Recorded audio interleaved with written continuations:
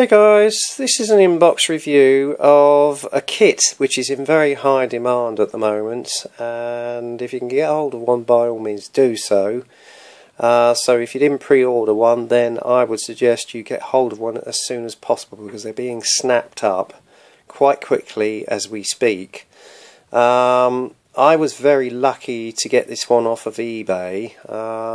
It was still quite expensive, I have to say, but in terms of what you're getting inside the box, it's well worth it. And because it's basically one of Dragon's issues of a Whitman tiger, everybody's after it, basically, because there's only a certain amount they do produce each year if they do release one of Whitman's tigers. Personally, I would like to get hold of 6253 because you do have the option, again, and it comes with everything, including a lot of etched brass as well as a metal barrel, and you can do the version of Whitman's Last Command Tiger 007. Anyway, I'm waffling on, so I know you want to see much more about the kit, so let's get on with it.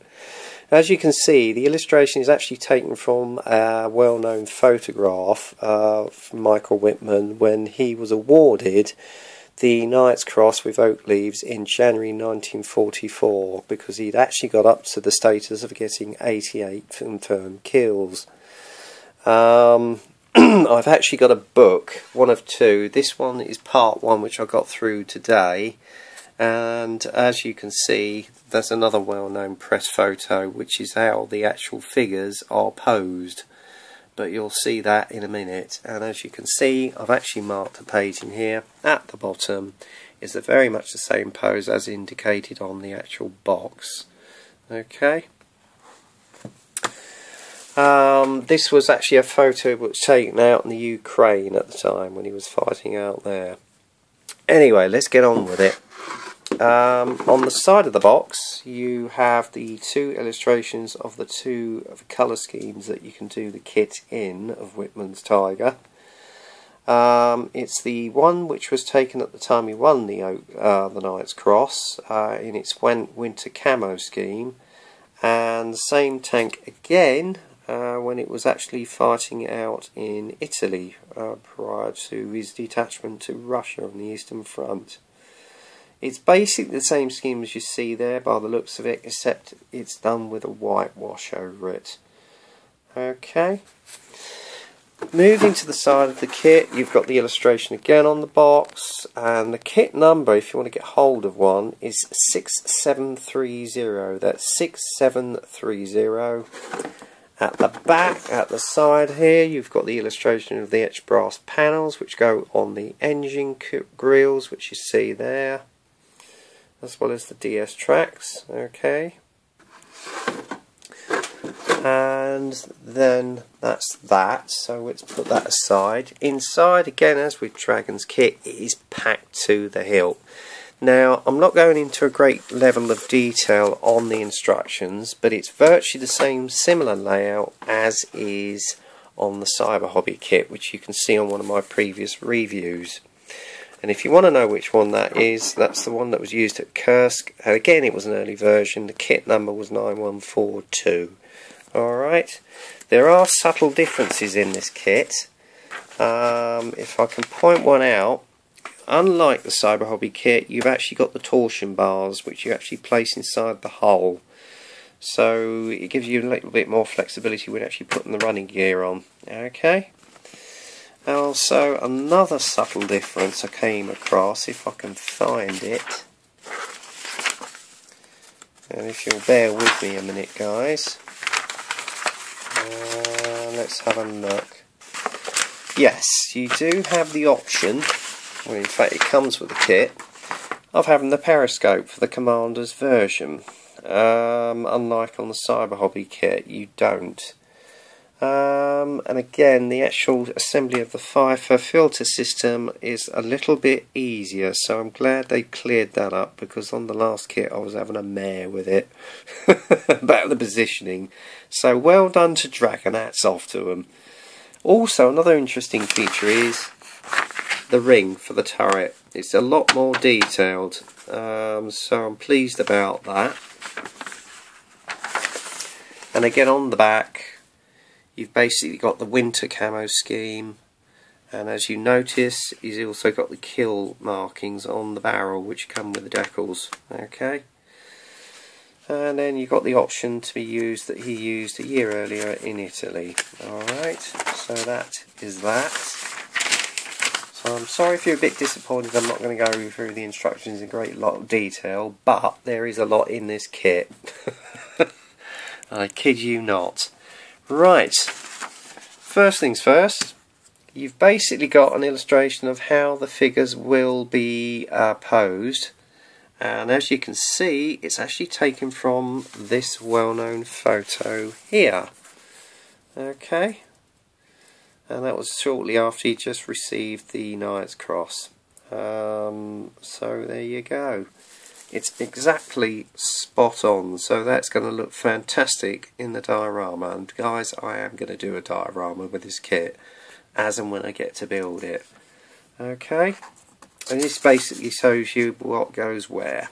Okay, and anyway, we're going to have a look at the figures themselves. As you can see, it's Dragon's usual high level of detail.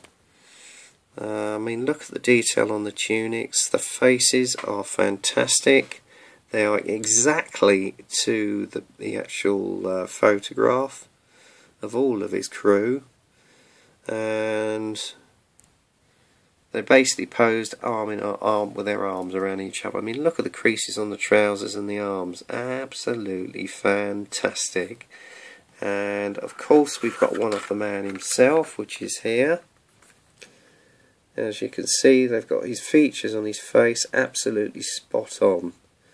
And I love the level of detail in his tunic. Oh, sorry guys, that went out of focus then. There we go. Let's see if I can get her into focus again. There you go. There you are. Alright. So that's the figures. Then you've got these parts here.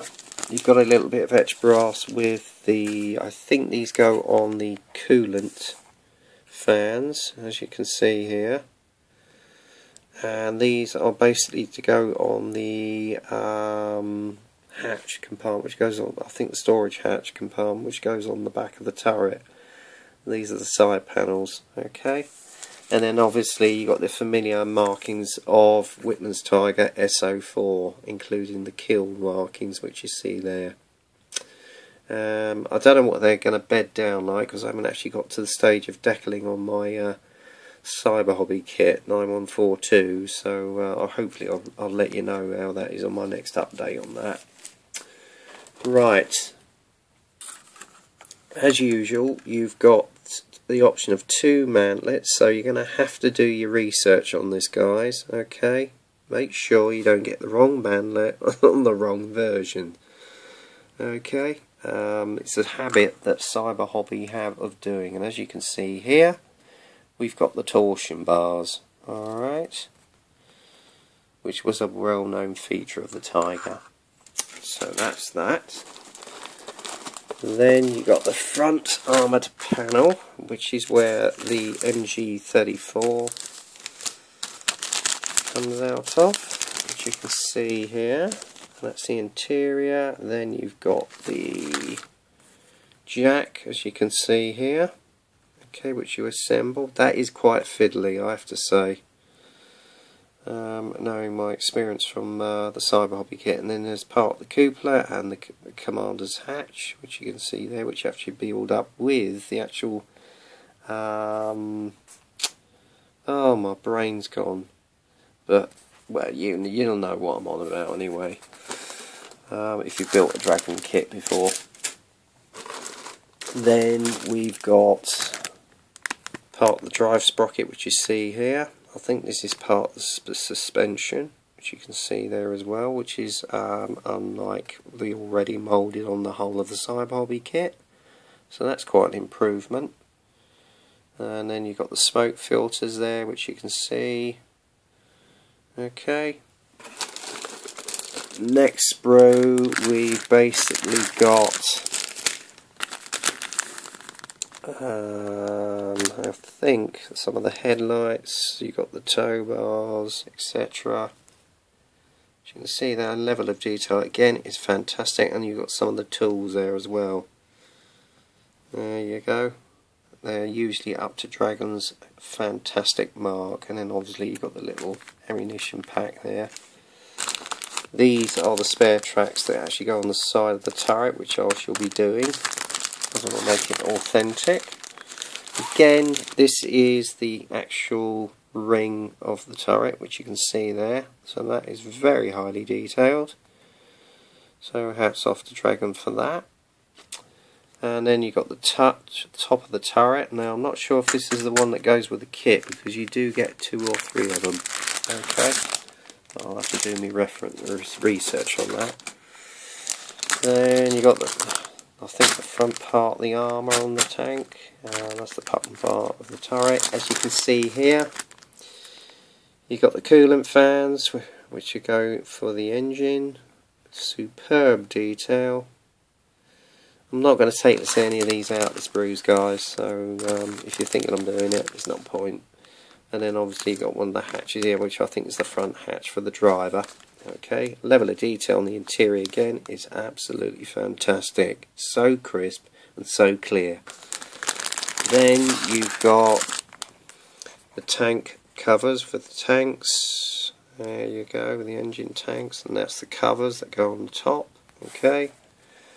Then you've got the FIFO filter system, which you can see here. Okay. And then you've got some of the running gear on the next sprue, plus some tow bars. There's the tow bars, which you can see there. Beautiful detail. And that's part of the MG34 hatch, which you can see there. Then some of the drive sprockets, which you can see there. And part of the idler wheels as well. Again, I think these are similar to the Cyber Hobby setup on that kit. Okay. Then you've got the exhaust system, which you can see. Yeah, oh no, sorry, I beg your pardon. This is actually part of the barrel, which you can see here. Okay. Then, unlike the Cyber Hobby kit, you've basically got all your running gear separate, which is going to make life a lot easier for when it comes to painting. Okay, and then you've got the back hatch, which you can see there. Then we've got the main hull and the turret, and then the glass to go on the interior of the commander's cupola. The viewports, and then you've got the engine hatches, which you see here. Okay, back plate, again superb detail, and then you've got the side skirts, and as I say, you've got 2 sets of tow ropes this time, and then you've got the upper hull as well. There's the DS tracks, as you can see here, and with these you can actually glue them together. If nobody's done these before, you can actually glue these together with an ordinary Tamiya super thin. Okay, and then in here is just all the remaining sprues of the kit. Okay, so that is it, guys. It is absolutely jam-packed. A superb looking kit. It's probably, well, having built the Cyber Hobby kit, I know what to expect. So guys, I do warn you, if you've never built a Dragon Tiger again before in your life, you're going to have to do your research. Alright, so that is basically it. This is the kit itself. Superb. I'm looking forward to building it, and I will be doing a diorama at some stage.